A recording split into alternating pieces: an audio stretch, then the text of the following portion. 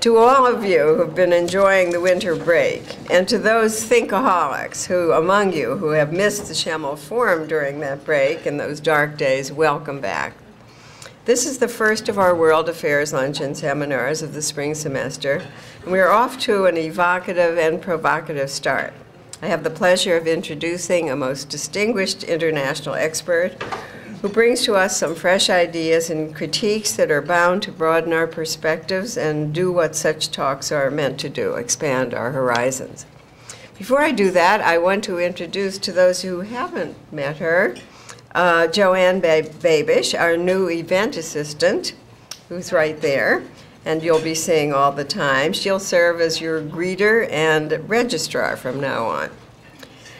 Again, before going further, I want to apologize publicly to Michael Edwards for misnaming his talk, which is also the name of his new book. The brochure read, "Small Changes, Why Business Won't Change the World." It should read, "Small Changes, Why Business Won't Save the World." Much more important. On that note, I offer a second apology to Michael and to all of you. We were to have a stack of books here for Michael to sign and for you to buy. But the book order went awry, and so with my apologies, I also just encourage you to purchase the book through Amazon.com at your earliest convenience. Michael Edwards is, and this is important to note, both a writer and an activist. He's written widely on civil society, philanthropy, and social transformation. He has held senior positions at Oxfam, the World Bank, and the Ford Foundation. He's a co-founder of the Seasons Fund for Social Transformation. At present, he is also a distinguished senior fellow at Demos, a progressive action-oriented think tank based in New York. Most important and unusual, Michael is committed to spiritual as well as social transformation, linking the theories of Gandhi and Martin Luther King Jr. to the whole enterprise of transformation. So please join me in welcoming Michael Edwards, a transformer.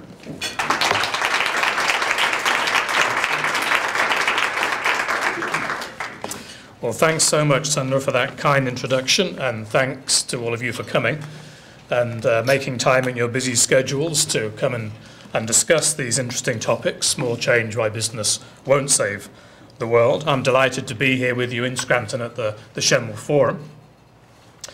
You know, for as long as I can remember, social scientists and policymakers, and actually all of us, have been struggling mightily to reconcile the economic dynamism, the wealth-creating potential of capitalism, of the market, of the business community, on the one hand, with the deeper demands of the good society, you might call it, on the other.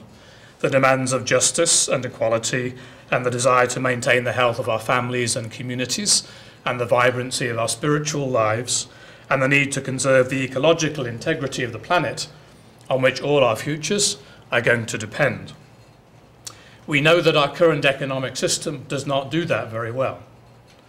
We're living at times when inequality in the United States is at the highest level since records began to be collected. 1 in 4 American children are already living below the official poverty line. Despite our impressive record of innovation in technology and wealth creation and progressive business ideas, something is not working. We also know that the challenges lie ahead are actually even more demanding than the ones we've been trying to face over the last 50 years or so. We know that climate change is heading in our direction, actually more quickly than we know. Probably within 40 years we'll have reached the limit, we'll have exhausted most of the minerals and certainly the carbons that we need to function as a society. We know we have to wean ourselves away from the system that we built, which is based on debt and overconsumption, often of meaningless trivialities, which don't add anything really to our lives.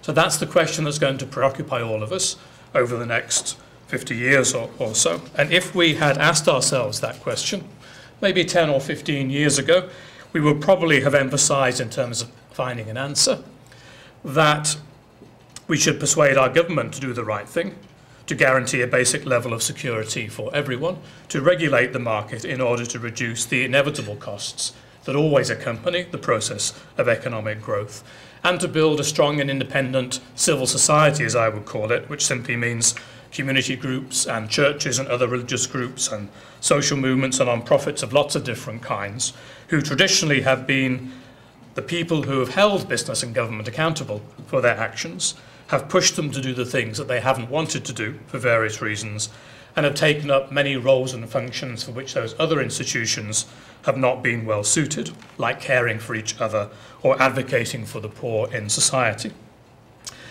And that's because it was seen as unrealistic to expect business and the market themselves to solve the problems that they've created.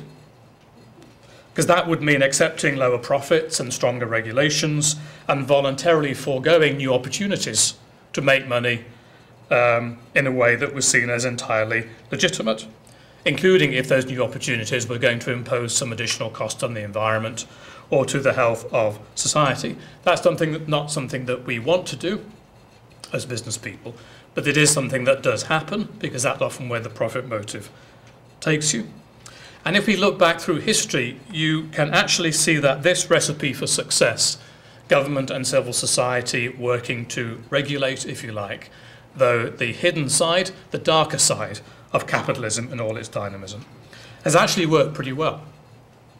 If you take the example of the New Deal and the Great Society here in the United States, or if you take the post-World War II settlements in Western Europe, where I come from, the birth of the welfare state in the United Kingdom, or interestingly enough, if you look at the achievements of successful developing countries since 1945, like South Korea and Taiwan, or Chile and Brazil and Vietnam today, they all show a common pattern in the sense that they put the widespread economic and social security of their populations first and foremost as the priority goal. They were all managed what you might call well-managed capitalism, where business was encouraged to focus on long-term strategic goals in line with a vision of the social or the public good, through a combination of government direction and civil society pressure rooted in a strong social contract between citizens, the state, and the business community. Where were we all going together?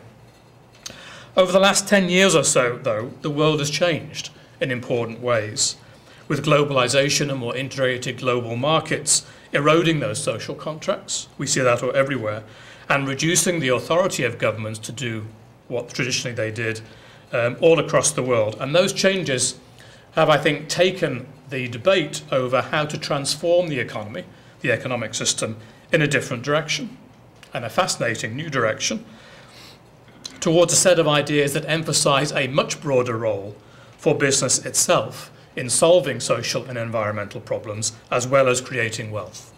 A movement that Matthew Bishop, who's a journalist for The Economist magazine, has christened with what I think is a horrible, ungainly label of philanthrocapitalism. That's the buzzword of the moment. Philanthrocapitalism. I can pronounce it because I talk about it all the time, but don't even try. Believe me, you'll get it wrong. But that is the word. You know, it's a way of redefining capitalism with a philanthropic perspective. And this new movement says that the market, rather than government and civil society, is going to be the real driver of change in the future. That's where the action is going to be, through corporate social responsibility. You've heard that term, I'm sure. Social enterprise and social entrepreneurs, impact investing, a new buzzword, venture philanthropy, making philanthropy work like business, the triple bottom line, and lots of other increasingly popular ideas. And these ideas have become very powerful very quickly, leading to a slew of books which, unlike mine, from where I borrowed my title, do actually claim that business can literally save the world. And there's obviously some hyperbole and some poetic license in those claims. As a writer myself, I'm guilty of the same sort of thing. You always exaggerate, right, to make your case. But there's a serious message here. And I'm not opposed to philanthrocapitalism, if that's what we call it, in all of its forms. In fact, some of these ideas I think are great, potentially revolutionary. But, and it's a very big but, I am concerned that by exaggerating their potential and ignoring their costs, we might unwittingly erode support for ideas and institutions that remain absolutely critical for the achievement of social and economic progress in the century to come, leading to the small change in my title of the book that Sondra mentioned in her introduction. So, what are these new ideas? Where do they come from? Why are they so attractive? Well, it's partly because they're presented in such positive, I would say almost evangelical terms. Here's a quote from Larry Ellison, who's the founder of the software giant Oracle, currently number 4 on the list of the world's richest people. The profit motive, says Larry, could be the best tool we've ever found for solving all of the world's problems. This is not a field given to modesty, that you happen to see. Here's another quote from Julie Meyer. Julie is the CEO of Ariadne Investment Capital in the United Kingdom. The sphere of social action, she says, has radically changed due to the emergence of mega social entrepreneurship, new technologies, and business-minded foundations. In fact, the business of doing good should be exactly that, a business. It should not be left to government or volunteers or non-profits, close quote. Bill Gates, Warren Buffett, Bill Clinton, Jeff Skoll, Pierre Omidyar, and other business-minded philanthropists, famous names, social investors, who exemplify this philosophy are, I think, seen increasingly as the new superheroes of the international scene, the people who can get things done, who can fix our problems, because government and civil society sure aren't able to. And that's the positive side of the story. But at other times, I think picking up on that last point, philanthrocapitalism is attractive because it is seen as a convincing alternative to older ways of doing things, to older ways of thinking that are becoming discredited, at least in some people's minds. Like traditional philanthropy or charity, which is almost a dirty word nowadays. You can't really use it without being shot down in flames, or even a belief in government or the power of social activism. Here's another set of quotes on the negative side. There is virtually no credible evidence, writes one of the stars of this movement, David Hunter, that most non-profit organisations have actually produced any social value at all. In the past, 2 other critics assert, quote, philanthropy was not about impact, but now, for the first time, donors are seeking to make a difference. They are ready to make use of the sophisticated management instruments they have developed in their business lives to achieve greater performance in this new arena. They give purposefully. They think strategically. They rely on measurements and regular monitoring, close quote, implying that everything that came before has been in some way substandard or ineffective. And before I go any further, I want to emphasize that I'm not talking here about being business-like in the popular sense, the colloquial sense of being organized and professional about our work. I'm not talking about competition as simply striving to do our best. Those are qualities that I think everyone would subscribe to, regardless of wherever you come from in this debate. What I'm going to be talking about is the formal use of market mechanisms, like rates of return on investment, enforced competition to weed out the weak, close supervision over the organisations you support, as in supply chain management and so on, and standardised outputs as indicators of success, what someone has called, quote, an entrepreneurial, results-oriented framework that emphasises leverage, personal engagement and impatience. And if you come from a business background, I would say those things are entirely logical, although they're not exactly new. If you go back through history, the booms and the busts of technology-driven growth have always thrown up vast fortunes for a small number of people at certain points in time, usually when you're able to capture, almost in a monopolistic sense, the benefits of a new technology, which you then copyright and sell, as in Facebook, for however many billions of dollars that's going to be sold for.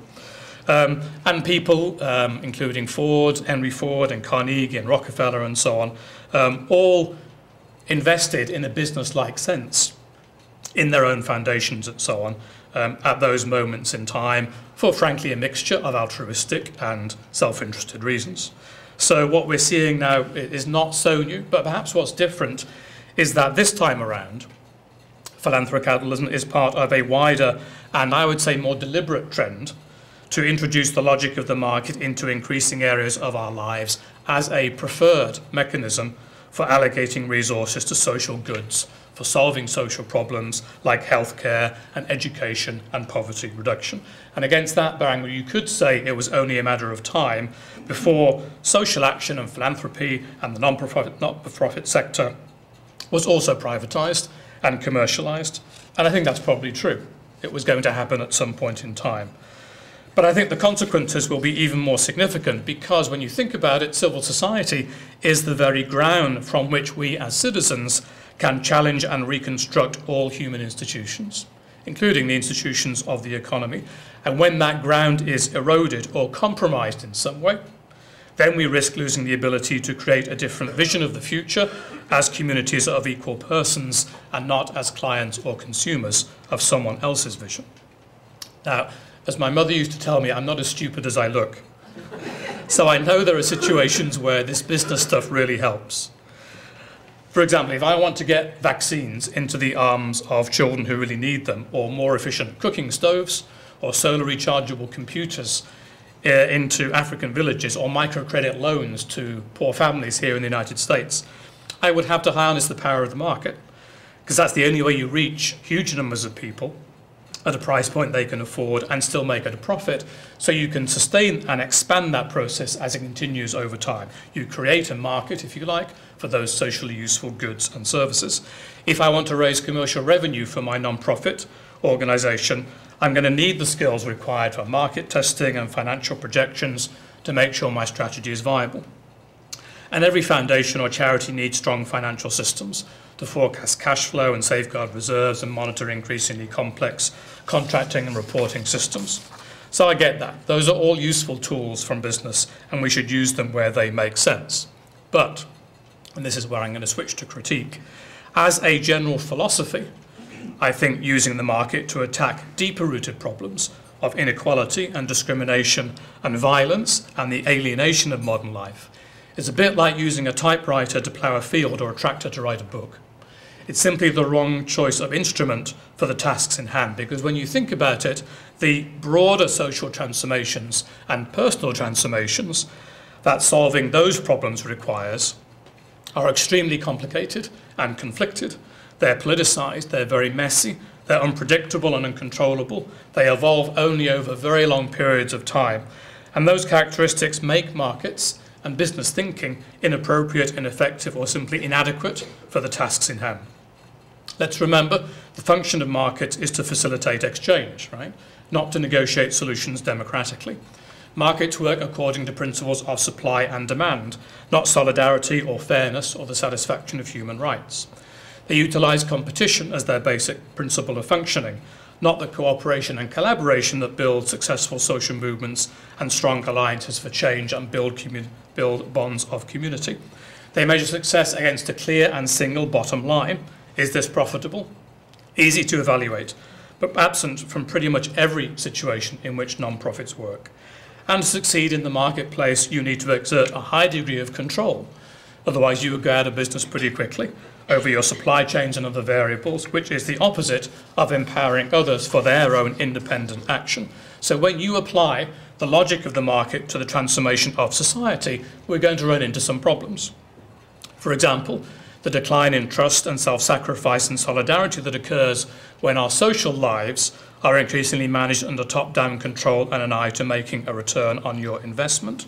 The very word investment itself is really a radical challenge to the solidarity and voluntary simplicity, if you like, that we're used to in our social lives.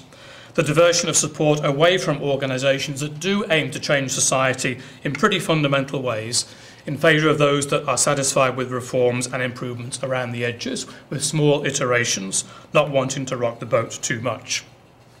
The erosion of democracy that could occur when decisions are increasingly dominated by the preferences of wealthy donors and technocratic elites. And the danger that this new movement will deflect attention away from the cost and inequalities that exist at the very heart of our economic system that no social enterprise or philanthropist is going to tackle.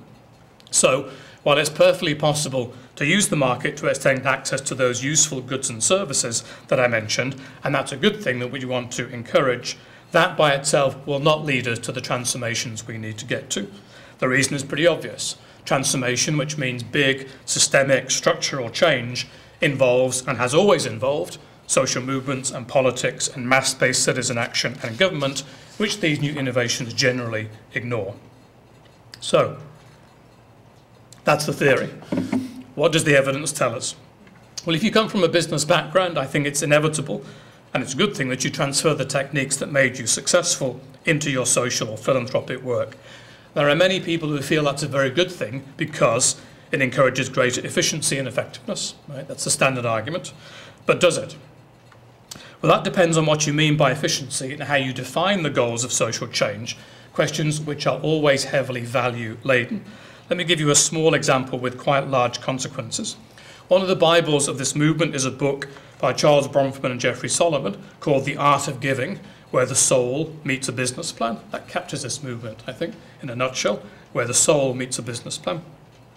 And that encourages philanthropists, or all of us, to adopt the methods and measures of the corporate sector when we judge how to allocate resources, who to give our money to, how to monitor them, and so on. And one of those measures that they make a lot of is that meetings in the non-profit sector, in communities, in churches, and so on, should be run in a business-like fashion, right? They should start on time, they should finish on time, they should get things done and stick to the agenda. You've probably all heard that before. But, correct me if I'm wrong, but if you work in a non-profit, especially one that is community-based, you know there are lots of good reasons why meetings might not operate in that way. Some of the participants might be working 2 jobs instead of 1, especially in this economy, so they can't organise their schedules to arrive there at 5 o'clock on the dot.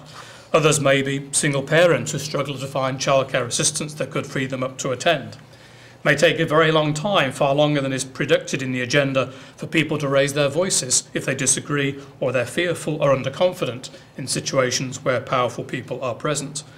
It may take a long time to reach a consensus on thorny issues where different views are expressed around the table, like hydrofracking, to take an example which both of us are looking at now, for example. Or just to take decisions in a more democratic manner, where the argument ebbs and flows and has to take its natural course, rather than being shoehorned into a bureaucratic straitjacket. So allowing and encouraging all those things is a sign of strength, not weakness. These are indicators of strong, not weak performance. So when looked from a business point of view, something can appear counterintuitive when you look at it from the other side of the fence. That's the point I'm making. And that's because at their heart, non-profits are not businesses or government agencies.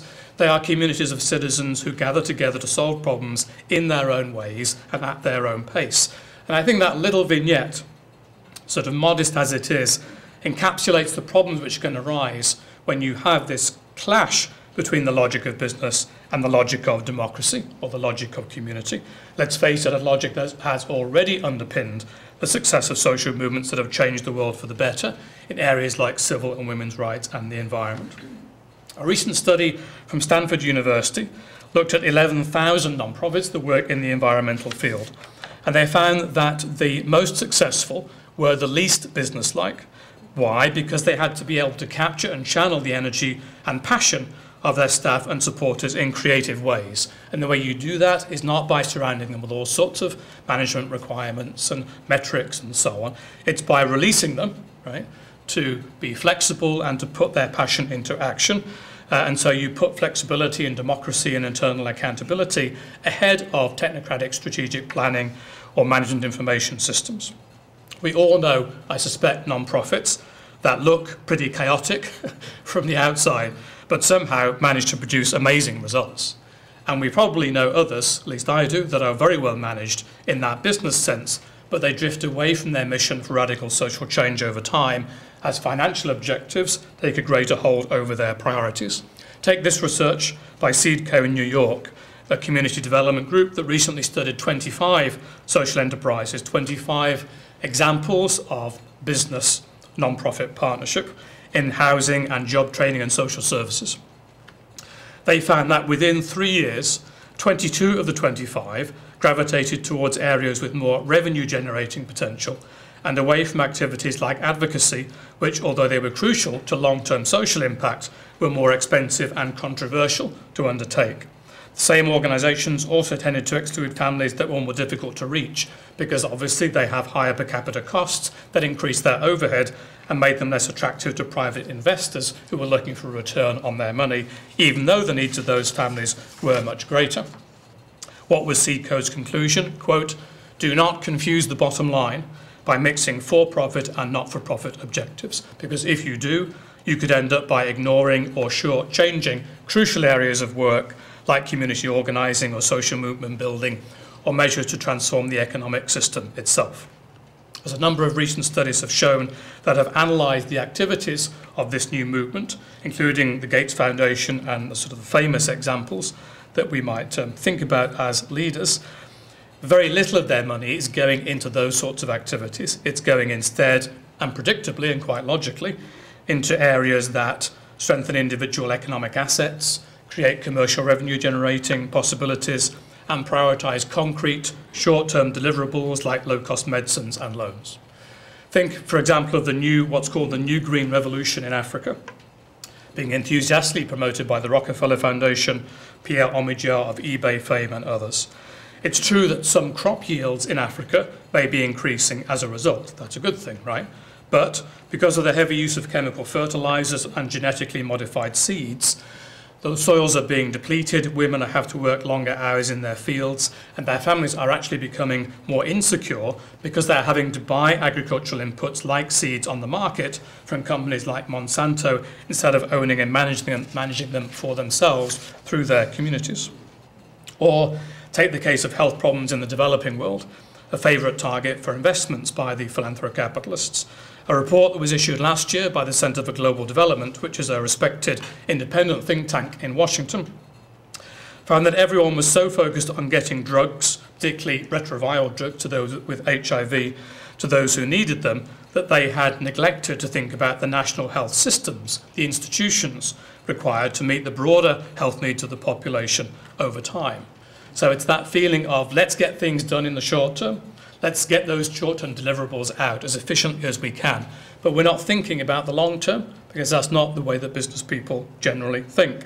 Those areas of what you might call gradual, institutional and social development are much less sexy, if I can use that term, but they're vital for long-term success and sustainability. They always have been. And that's the problem in a nutshell. It's not that things like getting drugs to people and providing job training and so on are bad things in and of themselves. That would be a stupid thing to say. Of course, they're good things. But they're clearly limited in what they can do. They're limited in their reach. And by focusing on them overmuch, we may divert attention and resources away from efforts to transform the systems, which ultimately determine who wins and who loses from the broader processes of economic and social change. And that's not a theoretical problem because if you look at what's happening here in the United States, that disinvestment effect is already with us. Believe it or not, this year only 12% of philanthropy will go to causes which are defined in terms of social justice and public benefit. 12% of total philanthropic giving. That brings me to another concern. Does the high visibility, the lavish praise attached to innovations like corporate social responsibility and the new philanthropy contribute to a climate in which businesses are allowed off the hook by pretending that they can increase their social impact through philanthropy and other iterations instead of transforming their own core business practices? Because if you look around, you can create monopolies, you can engage in wage theft, you can avoid paying your taxes, but you'll still be praised, right? So long as you give something back, so long as you're seen as a leader of this new movement. Take Carlos Slim, who is a leader in Mexico, who calls himself a philanthrocapitalist. Carlos says, quote, "Wealth is like an orchard. You have to distribute the fruit, but not the branches. You have to distribute the fruit, but not the branches." Easy for him to say because he owns most branches of the Mexican economy. In fact, over 40% of companies listed on the Mexico City Stock Exchange are currently owned by Carlos Slim. The truth is actually the reverse. The social impact of business is and always has been greatest when we do use the power of the market to distribute useful goods and services, but we match it with simultaneous efforts to change the way wealth is produced and distributed. And that implies much more fundamental changes in corporate governance and accountability and the appropriation of private profit. And that's an agenda for transforming capitalism and not just extending it to lower income groups. Just think of the possibilities. For example, if Bill Gates used the power of Microsoft to end the purchase of coltan and other minerals from war zones in Africa, places like the DRC, the Congo, that are essential to the manufacture of microchips in computers, cell phones, and other electronic gadgetry. Or imagine what would happen if Warren Buffett stood up at shareholder meetings around the country to insist that health benefits and salaries must be provided above the minimum wage to every worker, or threatened to withdraw his seal of approval from companies like Goldman Sachs that engaged in the kind of high-risk financial products that caused the current economic recession. Imagine what would happen. Think of the new business models that are being built as we speak around principles of open source software and common ownership, like Wikipedia, if you use Wikipedia, where everyone, and not just the shareholders, shares in the benefits of the goods and services they are helping to create.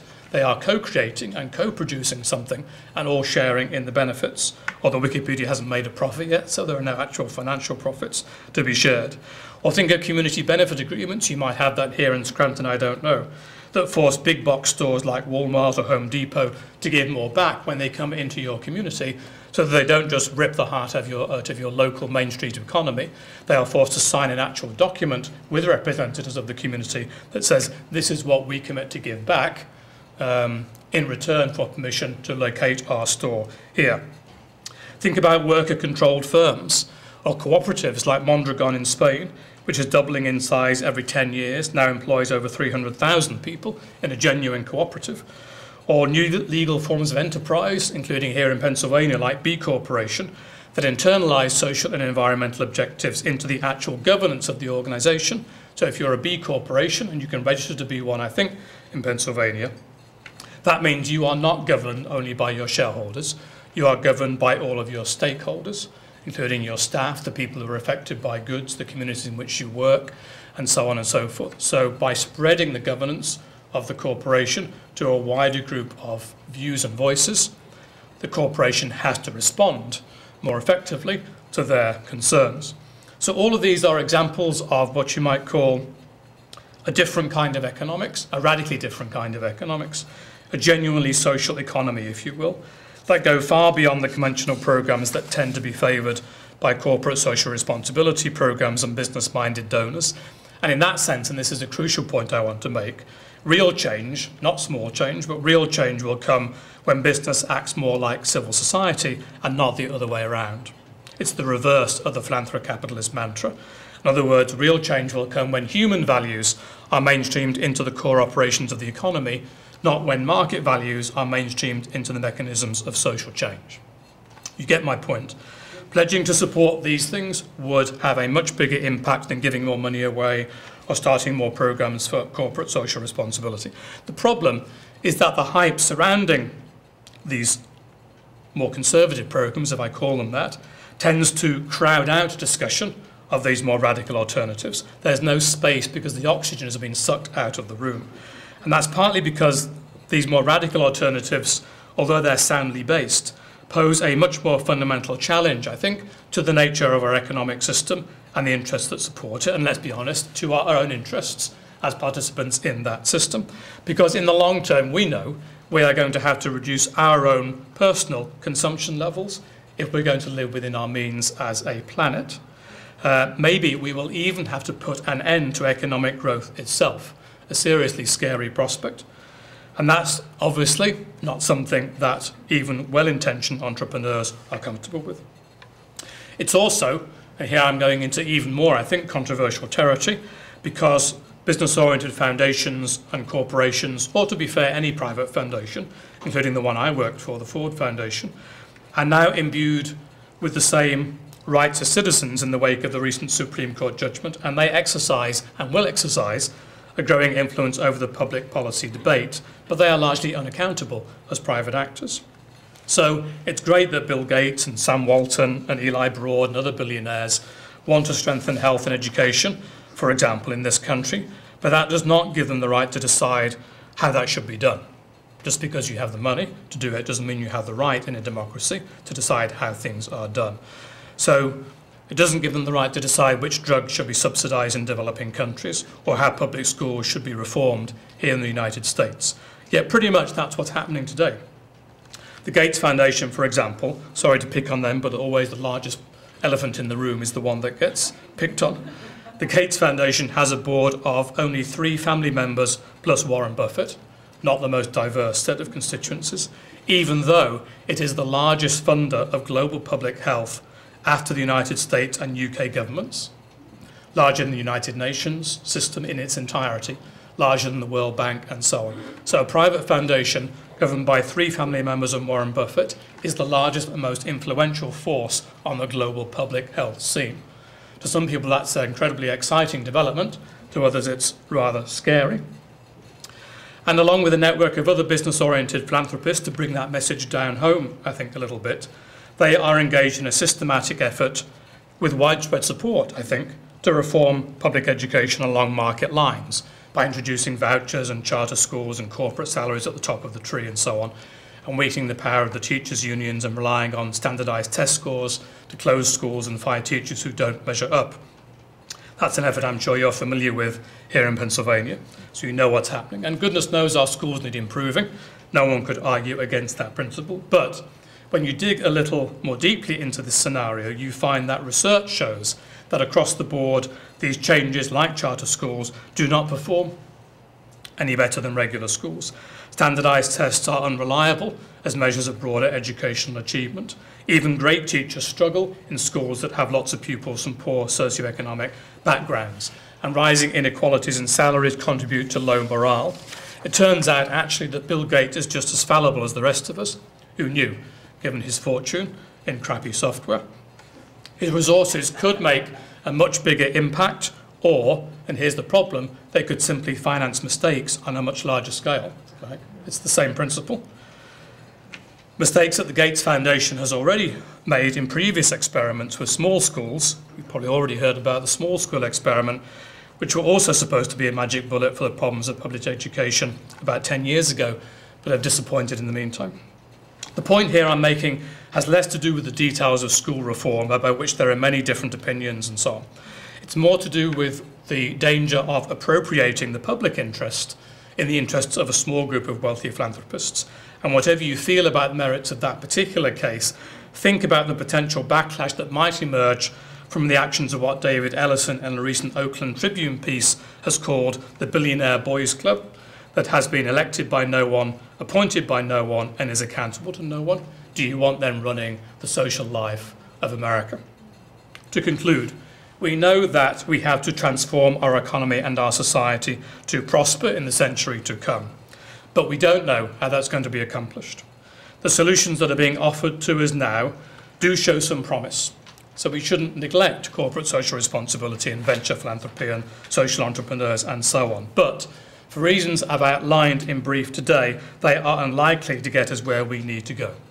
So, to leave you, these are the two things I think we need to do.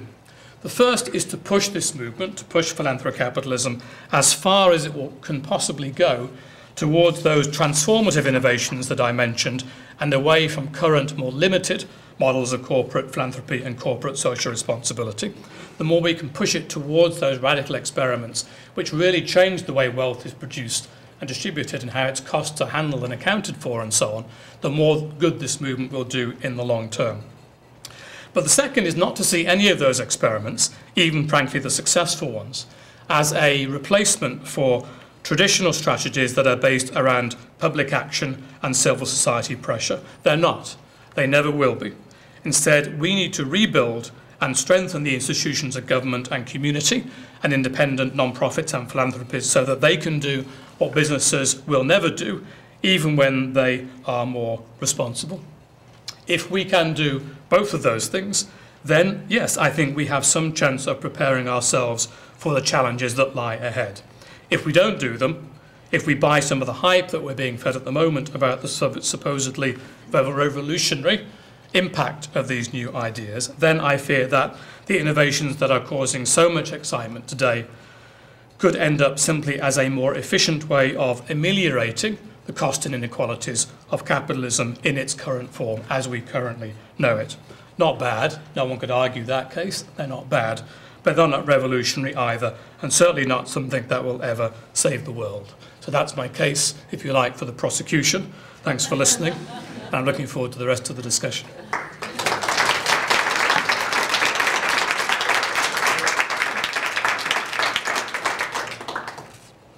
Well, this is your turn now.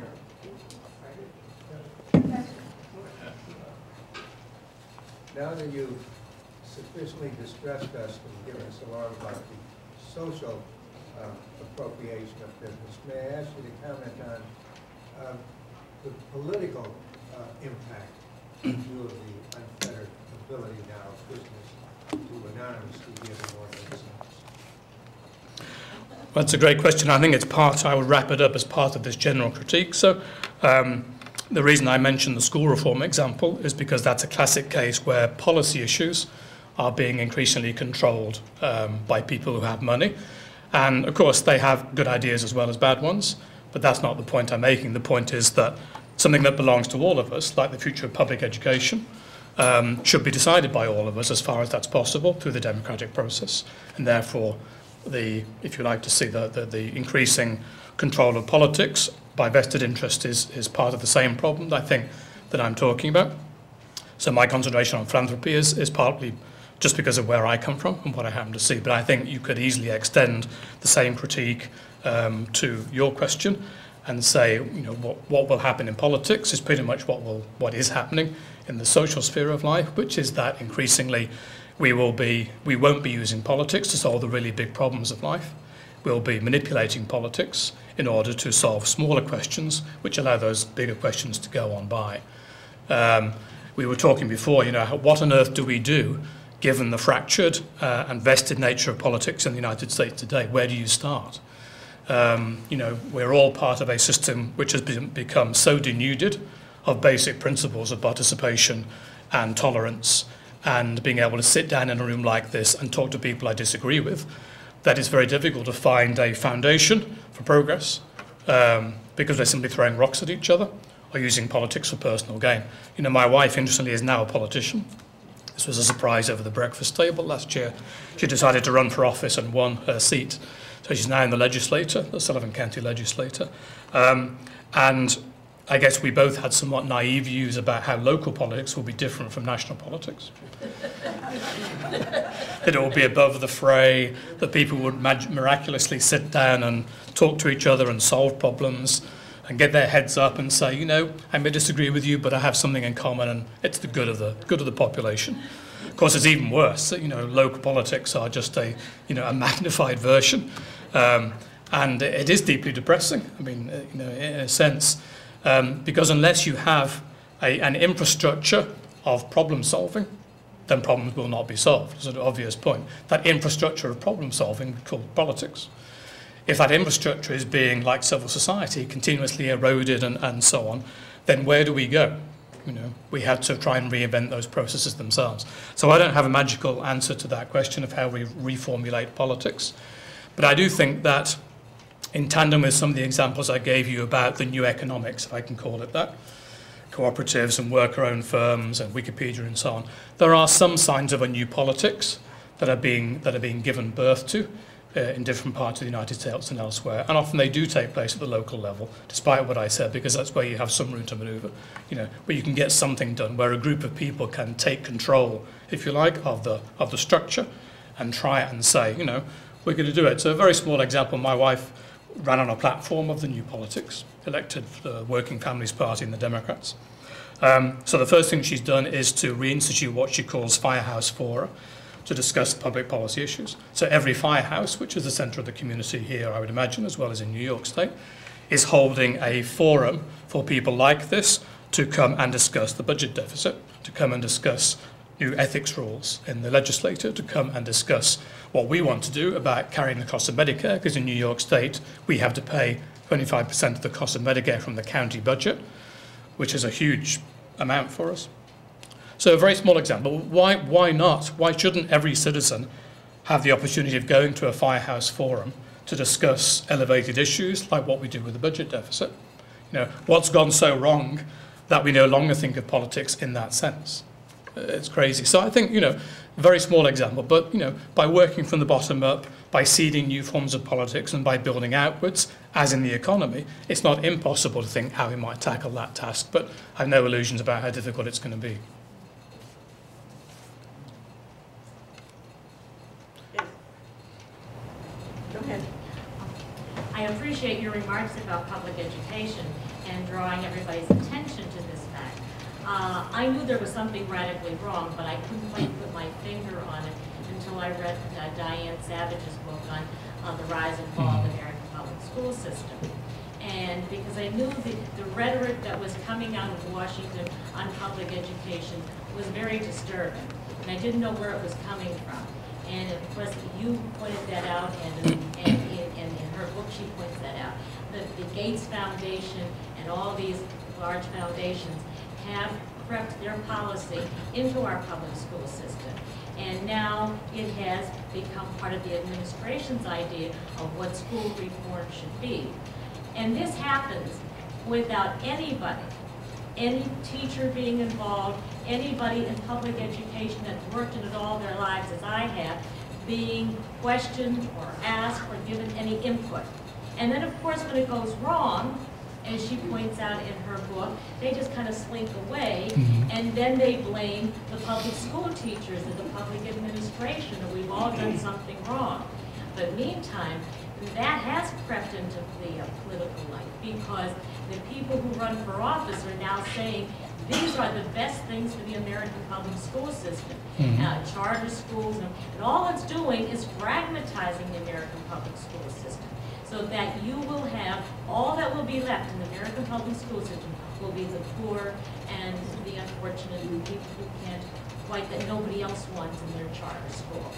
And I think it's devastating. It's devastating. If that's what they're doing in the public health area and other areas, I think that's devastating to all of us and to what we all believe that should be a democratic process. And I don't believe that anything has served this nation as well as the American public schools have, and they're destroying them. Well, thanks. I guess that was more of a comment, a powerful comment. I think that the question it raises in my mind, though, is how do you hold large concentrations of private wealth accountable if they want to do some good? I mean, you know, Gates, I'm sure, is a perfectly genuine human being. He might be horrified to hear your reaction, you know. I've had many discussions with people like Gates who are very genuine-hearted, I would say. So maybe the issue here is accountability rather than sort of malfeasance, if you want to see it that way. But you're right, you know, who is stepping in the way and saying, well, hold on a minute? Who is bringing research which proves the opposite point to the table and saying, let me show you this? You know, who is bringing those voices that you talked about to the table? Unless we can find a way of doing that, and that's very difficult because these are private entities, you remember, which have no legal accountability apart to the IRS. There is no way that you will hold the Gates Foundation or the Ford Foundation accountable in any other way, and that's the way they're set up. So there's a structural, systemic problem here in the way we've set up. And in a sense, we used to worry about it much less because foundations were much smaller. The Gates Foundation is the largest foundation the world has ever seen. We have never seen, even in the early days of Rockefeller and Ford, anything to approach the scale of the Gates Foundation. So in a sense, it's a bit of a new problem, but it's a real problem. I'm not saying that. And then we have to get to grips with it. And philosophically, it's really about how to recapture a sense of the public. What does that mean? Who is the public? What is our role as the public? How do we fulfill our role as the public so that we protect and conserve and advance public goods like education or healthcare, and don't allow them to be purely privatized and, as you say, fractured into a million different pieces. But philosophically, I think partly because of what we're talking about today, the movement is in the opposite direction. It is all away from the public, or any conceivable vision of the public, and towards the private. And we are ending up simply as a collection of atomized individuals doing our own thing, where increasingly our health and education systems will be constructed and produced and paid for privately. And that, I think, is a profoundly worrying trend, as you say, in a democracy. So thanks for raising it. Yes.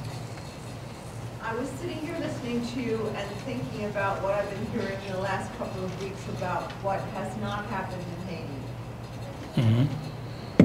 And it just appalls me when I think of how much money the world, but also the people of the United States have contributed to the Red Cross and other organizations to help these people. And I heard yesterday that the cholera epidemic will just continue.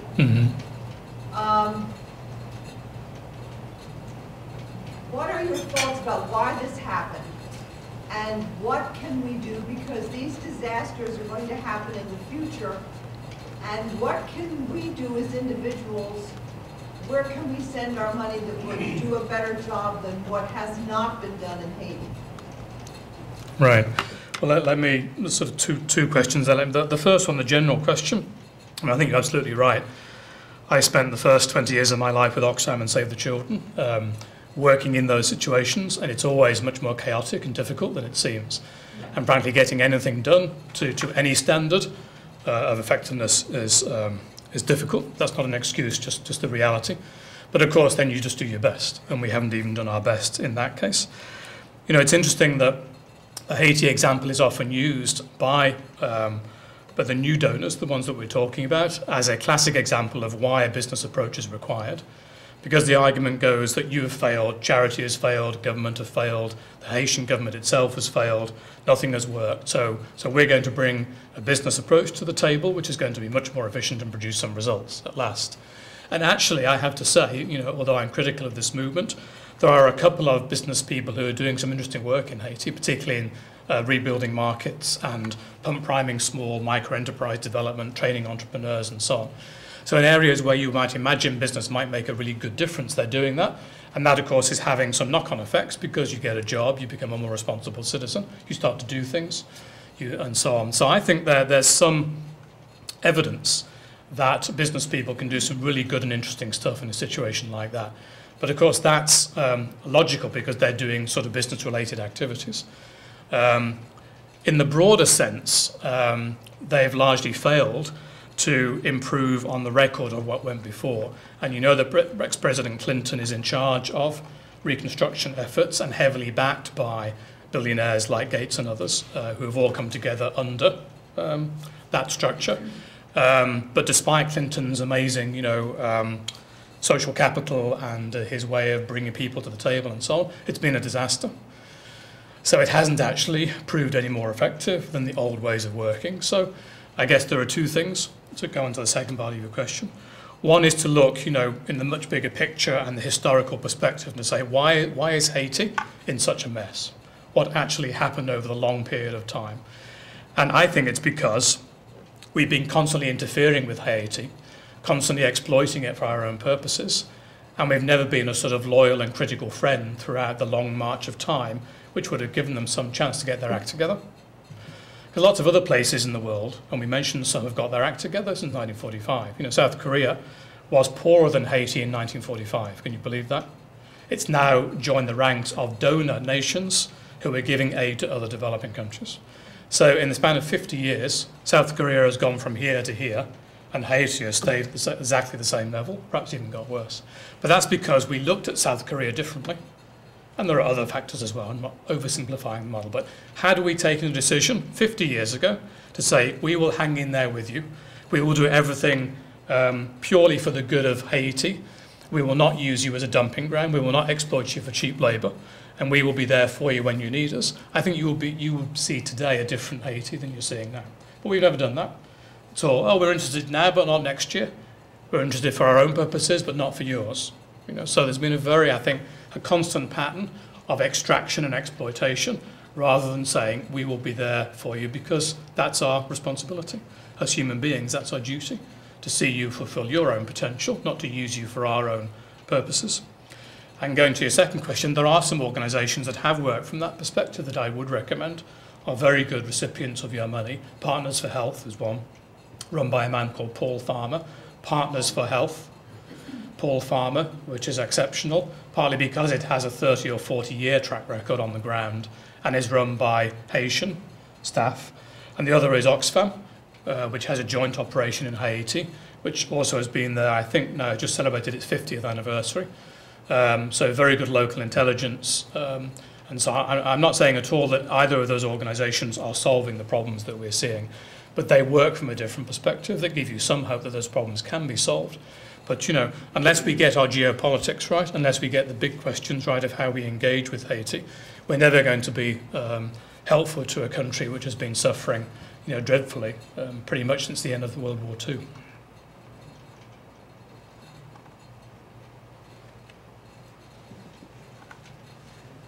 guess I have one more question. It may be naive, but, you know, when you think about the world and saving the world, it seems to me that what you're talking about here is, you know, the developed countries. What about China and India? I mean, they're going to have an enormous impact. And from what I read, and obviously it's not as much as you probably read, it seems like their business practices are even more rapacious than ours.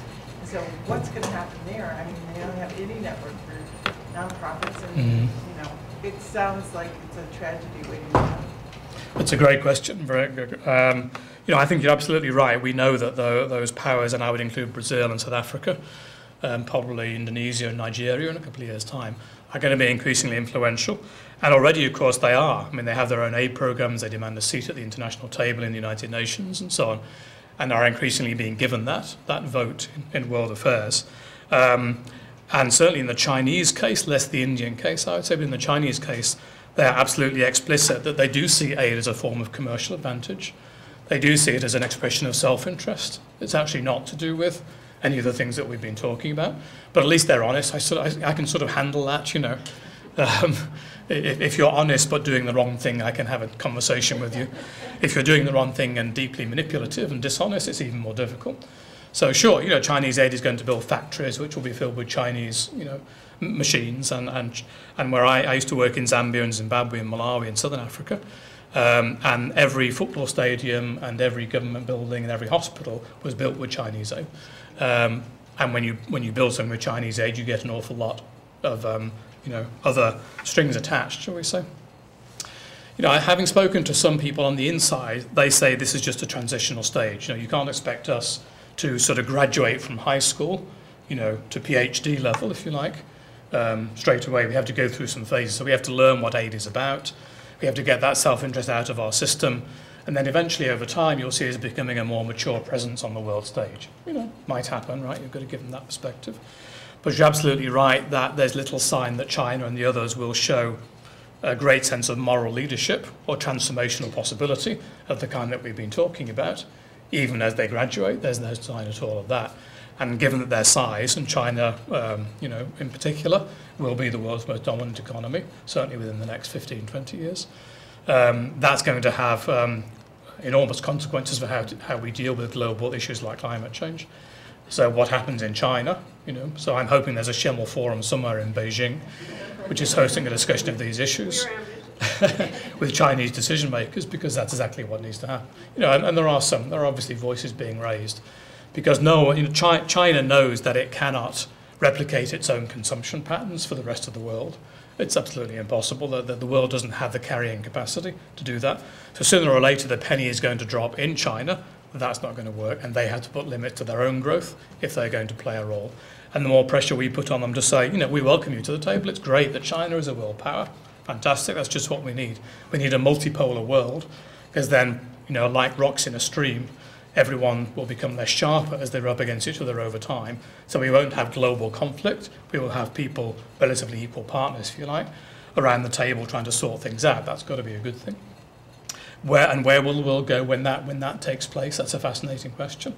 In 50 years' time, we'll be able to have a conversation about that, but not unfortunately until then. But thanks for raising the question.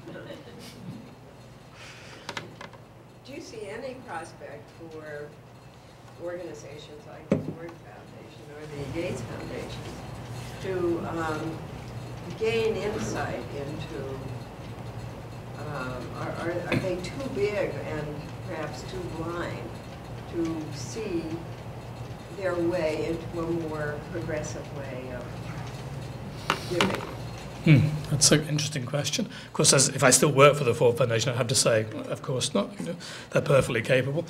Being out now into the other world, I can be a bit more critical. I think there is one argument. Well, let me back up. I think we all have in a democracy what I would call a love-hate relationship with concentrated authority, with concentrated power.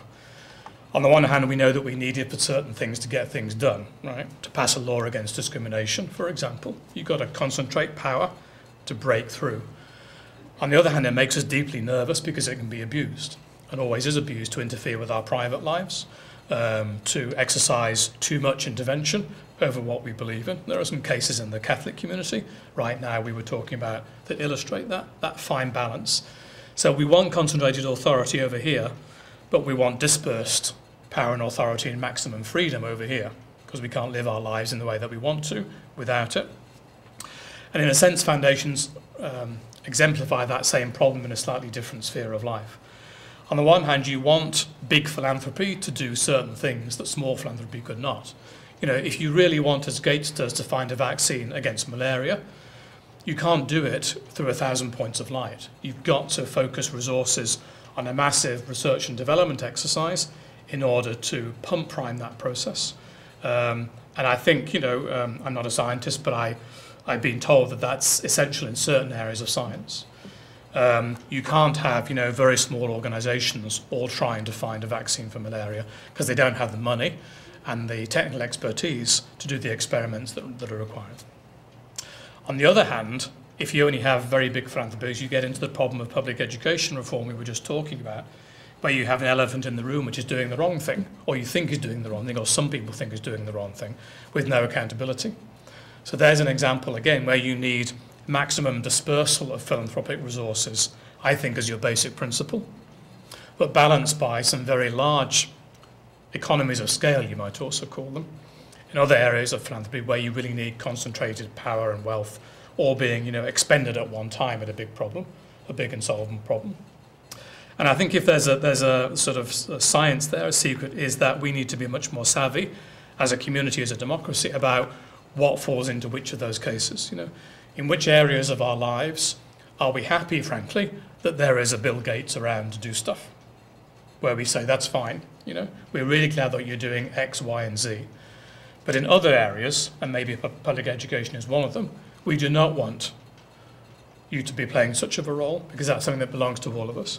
So, for example, one of the things I've suggested to Gates, with no success or impact whatsoever, is that he takes half of the budget that he dedicates to public education and puts it in a series of state-level education innovation funds controlled by a broader cross-section of people, not by the Gates Foundation. So you have teachers, and you'd have principals, and you'd have members of the public, and you'd have universities and so on sitting at the table deciding how those resources are expended, and different states might decide to do different things. That's fine, right? That's part of the process of experimentation. And Gates would have a representative at the table. I'm not saying that. But that will be a way of saying, sure, I have enormous wealth and resources, and I'm very lucky to have them, right? Because we won't go into the story of how that money was actually earned, because it's a slightly murky one. So I'm so part of my recognition of that is I am going to give half of those resources back to you, back to the public. Still leaves me with half to play around and do what I want with, but it means I'm trying to be accountable in some way and being, you know, responsible in some way to the broader public interest. You know, it's a perfectly reasonable idea, it seems to me. It doesn't have traction at the moment, but I think there are lots of ideas like that, where we could look at the huge wealth that's being amassed by techno entrepreneurs, because there are going to be more of them. You know, the Facebook offering in itself will create at least 10 new billionaires who will have a foundation and so on. So this is going to roll and roll, at least until the system collapses, you know, and we go into the next bubble. So why can't we say to people like that, you know, we're really glad for you that you've made your billions because you're a really savvy person, but we're going to require you to give half of that money back to the rest of us in ways which we will help to decide. And that seems to me to be a useful price of being a billionaire in a democracy. You know, you can pay your taxes if you want, in which case the government will decide where it goes, or you can give half of the fortune you've earned into other, let's call them public-private structures, where we all have a role in saying, but your name will still be on the building, if that's a motivating factor, you know. It can still be the Gates Education Fund for Pennsylvania, that's fine, but you don't get to control it. And then you can release funds into public schools and into universities and into non-profits, and wouldn't that be a wonderful thing? I think it would. I think that the term building capacity has been around for a long time and has some traction somewhere, but not enough, I guess. No, not for the new, no. Not for those mega institutions. No, it's seen as overhead. I had this conversation with a person who I won't name, but I was trying that argument. I was saying, you know, obviously, I thought a lesson of history is that you have to build institutions and not just deliver stuff, right? You know, if you want to change society, you have to build institutions and you have to have people to populate those institutions. And he said, Mike, you know, I hear you, but I just don't buy it. You know, to me that's overhead. Why would I put all my money into an institution which will, you know, go its own way over time and I can't control it and it'll become corrupt and the whole story starts to come out, you know, not without foundation, because institutions do tend to do those things, but without them you can't really do much except, you know, have a project or deliver a program. So I think there's almost a philosophical issue here, and maybe it is to do with business and maybe it isn't, I don't know. But all the business people I've spoken to, many wonderful human beings, see life as a series of supply chains. They see life as a way of fixing a problem in the short term as efficiently as possible, with efficiency being defined in a very narrow way, you know, inputs and outputs. The challenge of long-term institution building is just not something that excites their imagination. How do we do that? I don't know. You know, I'm at my wit's end. Whereas actually, you know, despite all the problems of those old foundations, the Ford Foundation and Carnegie and so on, the ones that are criticised now for being sort of stodgy and bureaucratic and so on, at least they took a long-term view and they said, yes, you know, we will invest in this even if there's no payoff in the next 15 years because we think it's the right thing to do and because we know that things take time. So we're prepared to go with that.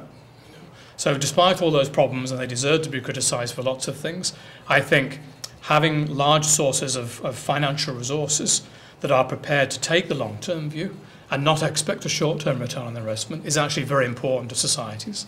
And if we lose that, and there is a chance that we will lose it because everyone is going in this other direction, we will have stripped out from American society one of the last remaining ways that you could rebuild institutions for the long term, which needs money, because government isn't going to do it, and business itself isn't going to do it, and private individuals like us don't have the money to do it. So where are you going to get the money from to do those things that have been done? How are you going to finance a public television network of the future? You know, public radio and TV were financed by the Ford Foundation. One of the few successes, I think, although I know public television has its critics, but by and large it's seen as a success. It came about because no one wanted to take a risk on something which wasn't going to give you a return on investment in the short term, but it was seen as the right thing to do because Americans needed high quality public television and radio to give them culture and art and current affairs and all the things they were not going to get from regular TV. So who did they turn to finance that? Foundations, particularly Ford, and they did it. And here we are 40 years later and it's still going. So there's a classic example. You can find many other examples. Who is looking at those similar examples like public TV today and saying, sure, I'll take a bet on that because I think that's the right thing to do? Almost no one.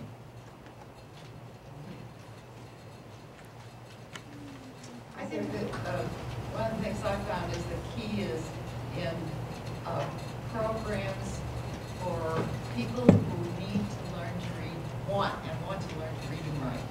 And that in the developing world, these programs and microcredit programs where they spend the money the way they decide Right. are the keys to their own satisfaction and advancement. I think you're right, but I would say so far the literacy stuff is more proven than the microfinance stuff. You know, especially in the last year, we've heard all sorts of bad things come out of research on microfinance, which we didn't know before. You know, and one can get locked into the bad things and forget about the achievements, but we had to be realistic about the fact that most people use their loans for consumption rather than for production. Or they use them for school fees for their kids. That's right, but they shouldn't be paying school fees in the first place.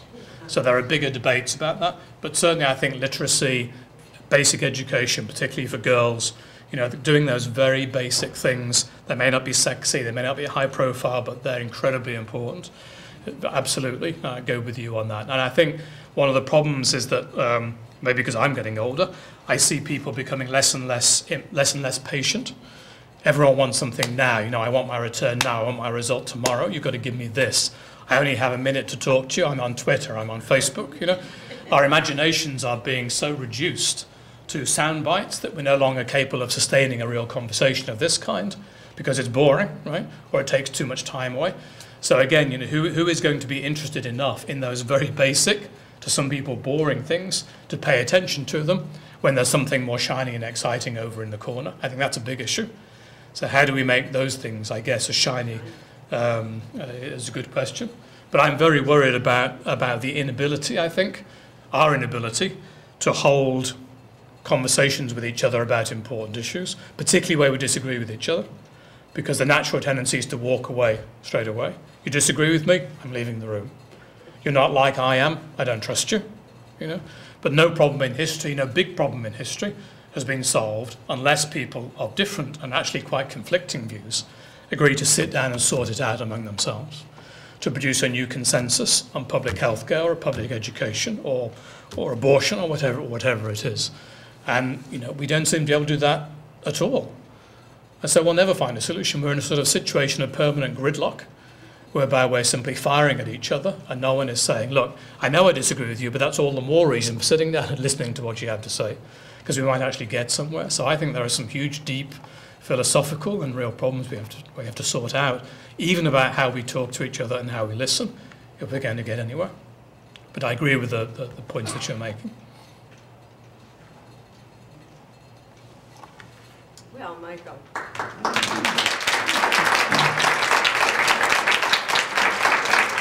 I want to thank you so much for worrying us, upsetting us, but perhaps forcing us to think about things that maybe in our small way we can change, we can talk about, and we can disagree with each other about, but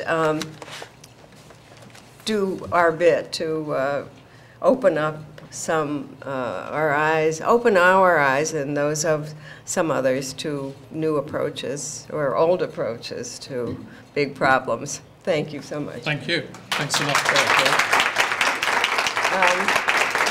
Just miraculously, almost miraculously, 2 of these books, Small Change, have just arrived. And the first 2 of you who get them, I'll have them up here, can buy them.